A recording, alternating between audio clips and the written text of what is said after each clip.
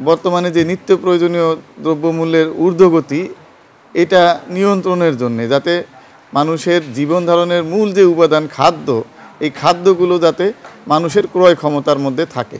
এই মাসের ৩ তারিখে আমরা একটি সভা আহ্বান করেছিলাম, মত বিনিময় সভা। সেখানে আপনারা অনেকে উপস্থিত ছিলেন। আপনারা জেনেছেন যে সেখান থেকে আমরা কিছু ফিডব্যাক পেয়েছি। আমরা মূলত ডিম আর মুরগির মাংস উৎপাদনকারী যেই সমস্ত আমাদের অংশীজন বা স্টেক হোল্ডার আছেন তাদেরকে নিয়ে আমরা সভা করেছিলাম। সেখান থেকে আমরা কিছু ফিডব্যাক পেয়েছিলাম, কিছু আইডিয়া পেয়েছিলাম।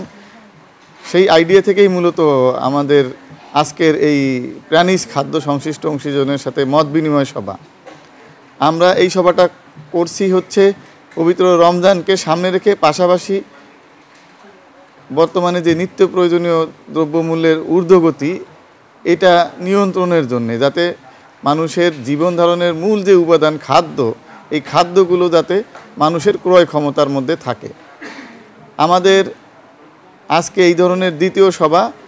এরপরে আমরা আমাদের উপপরিচালক কৃষি সম্প্রসারণ মহোদয়ের মাধ্যমে সকলকে আহ্বান জানাবো। সেখানে আমরা যারা তরিতরকারি সংশ্লিষ্ট অংশীজন আছে এবং মুদিমালের যে সমস্ত ব্যবসায়ী আছে, আমাদের বাজার ব্যবসায়ী সমিতির প্রতিনিধি, আড়ত প্রতিনিধি, ওনাদের সাথে আমরা কথা বলবো। খুবই শীঘ্রই আমরা কথা বলবো। আমাদের উদ্দেশ্য আছে যে আমরা আগে থেকেই যদি সমস্যাগুলো জানতে পারি, আমাদের হাতে যেই সমাধানগুলো আছে জেলার মধ্যে থেকে, সেই সমস্যাগুলো আমরা জেলার মধ্যেই সমাধান করার চেষ্টা করব। অনেকেই অনেক যন্ত্রপাতি এখানে চেয়েছেন, তাদের কাজ সহজ করার জন্য আমরা চেষ্টা করব যে আমাদের উপজেলার যেই সমস্ত ফান্ড আছে, এই সমস্ত প্রকল্প আছে, এইগুলো সরকারি বিধিমালা মেনে আমরা তাদেরকে কিভাবে দেয়া যায় সেই বিষয়গুলো আমরা উপজেলা থেকে করব। জেলা থেকে কোনো কিছু দেয়া গেলে আমরা চেষ্টা করব।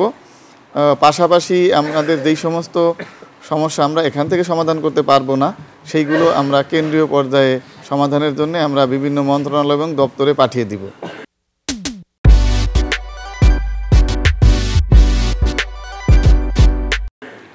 আমাদের উদ্দেশ্য একটাই যে আমরা এই মানিকগঞ্জ জেলা যাতে নিত্য প্রয়োজনীয় দ্রব্যাদির দাম মানুষের ক্রয় ক্ষমতার মধ্যে রাখার ক্ষেত্রে একটা আদর্শ জেলা হয়, এই প্রচেষ্টাই আসলে আমাদের সকলের। এখানে আপনারা দেখেন যে আমাদের ডাকে আমরা যাদের আশা করেছিলাম সবাই কিন্তু এসেছে, সবাই এখানে কথা বলেছেন, অনেক সুন্দর সুন্দর কথা উঠে এসেছে।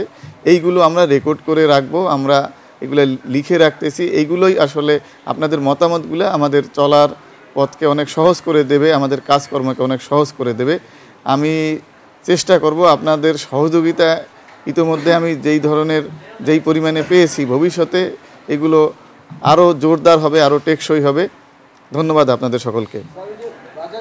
দেখুন, বাজার নিয়ন্ত্রণে আমাদের যে অভিযান, এবং অভিযানে গিয়ে আমরা যদি কোনো আইন কানুন বা সরকারি বিধিমালার ব্যত্যয়সমূহ পর্যবেক্ষণ করি, সেই ক্ষেত্রে আমরা আইনানুগ ব্যবস্থা গ্রহণ করে থাকি এবং অভিযান আমাদের নিয়মিত চলতেছে এবং আমাদের অভিযান আরও বৃদ্ধি পাবে।